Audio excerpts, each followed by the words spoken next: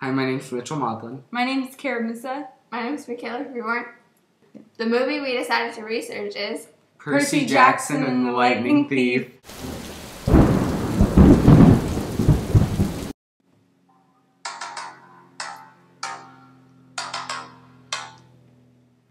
Hello? Hi, Who is this?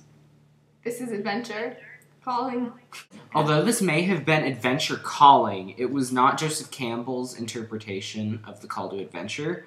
To him, the call to adventure is an incidental occurrence in which something is taken from the hero. In the case of Percy Jackson and the Lightning Thief, Percy's mother is taken from him when he is about to enter the camp. This was the call to adventure.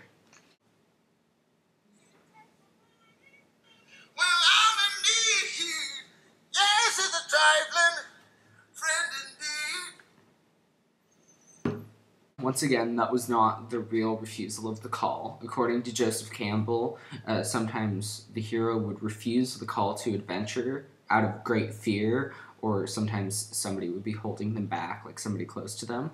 In the case of Percy Jackson, it was Mr. Bruner who was holding him back.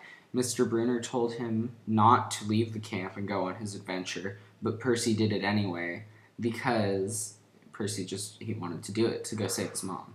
He's a rebel. Rebels unite! According to Joseph Campbell, the supernatural aid in the story was a figure who appeared to the hero after he'd embarked on his journey. The supernatural aid would appear and somehow help the hero. The supernatural aid was often a woman and also referred to as the cosmic mother in the story. Once protected by the cosmic mother or cosmic father, the hero could not be hurt, and usually the supernatural aid would give the hero some kind of talisman, which is an object that helps them reach their destiny of heroism. So in Percy Jackson's case, the supernatural aid was Poseidon, who was also his real father. Poseidon, when Percy was stuck in the den of the Lotus Eaters, Poseidon spoke to him and told him not to eat the fruit of the Lotus Eaters because it dulled the senses.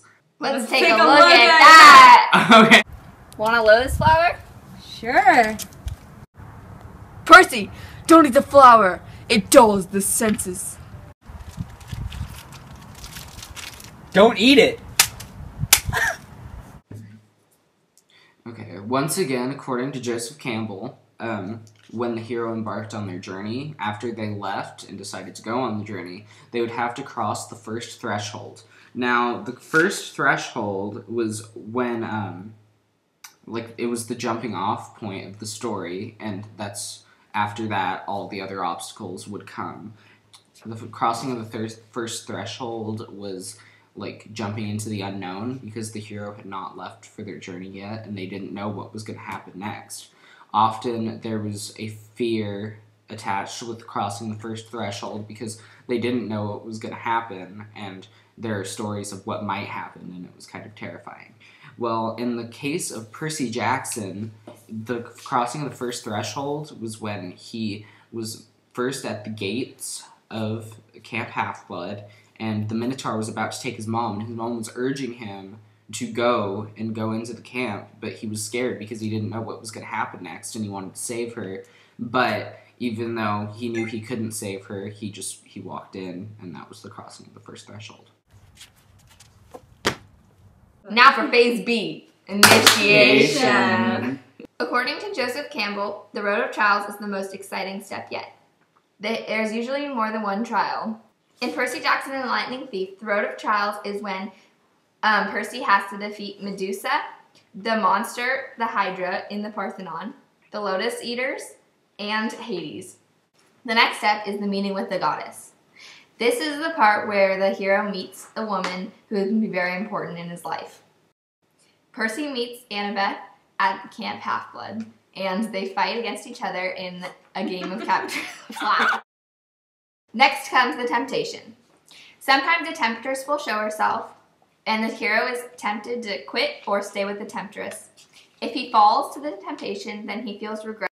The temptation in Percy Jackson is when Percy and Annabeth and Grover are tempted to stay with the Lotus Eaters in the Lotus Casino after they've eaten. lotus flowers. Okay. The next step is the atonement. The atonement is the climax of the story. In Percy Jackson, the atonement is when Percy fights with Luke, and they're fighting because Luke wants to steal the lightning bolt back, but Percy would like to return it to Zeus. Let's take a look at that.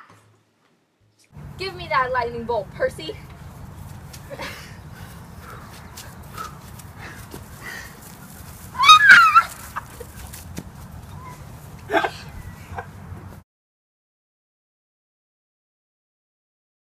The apotheosis is when the hero is exalted to the rank of god.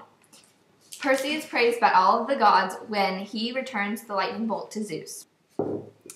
Let's take a look at that scene. Here's your lightning bolt, Zeus. Thank you, young Percy Jackson.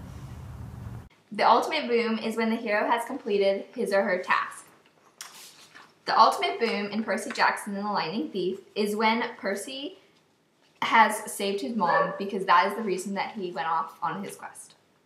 Here is a clip of Percy saving his mom. Come on, Mom. According to Joseph Campbell, the refusal of the return is the hero's doubt over their message being accepted, and some even retreat from their original home. In Percy Jackson, the refusal of the return is when Percy offered to stay behind in the underworld and let his mom, Annabeth, and Grover go on to the real world. The rescue from without is when the hero might need help returning back to his home. Common items are used to reflect that, like a mirror to reflect how far the hero has come, or a sword to represent power, like the thunderbolt. In Percy Jackson, the rescue from without are the pearls that helped him leave the underworld to get him back to the mortal world. Let's take a look.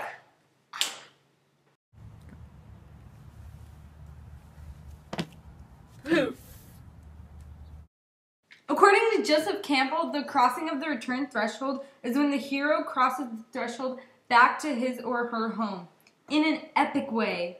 The hero's task is to remember what he learned so that he can later teach other people. In Percy Jackson, the crossing of the return threshold is when Percy returns back to Camp Half-Blood. The master of the two worlds is when the hero has mastered both the ordinary and supernatural world. Now the hero can function in both worlds. The hero has become the initiator when before he was the initiate. In Percy Jackson, Percy is the master of both worlds after he has completed his quest. And now he can function in both his regular world and his godly world. The freedom to live is when the hero's fears are removed or reduced. At the end, there is a sense of peace because the hero has freedom to live. In Percy Jackson, the freedom to live is when Percy's back at the camp with Annabeth and Grover and things appear to be normal.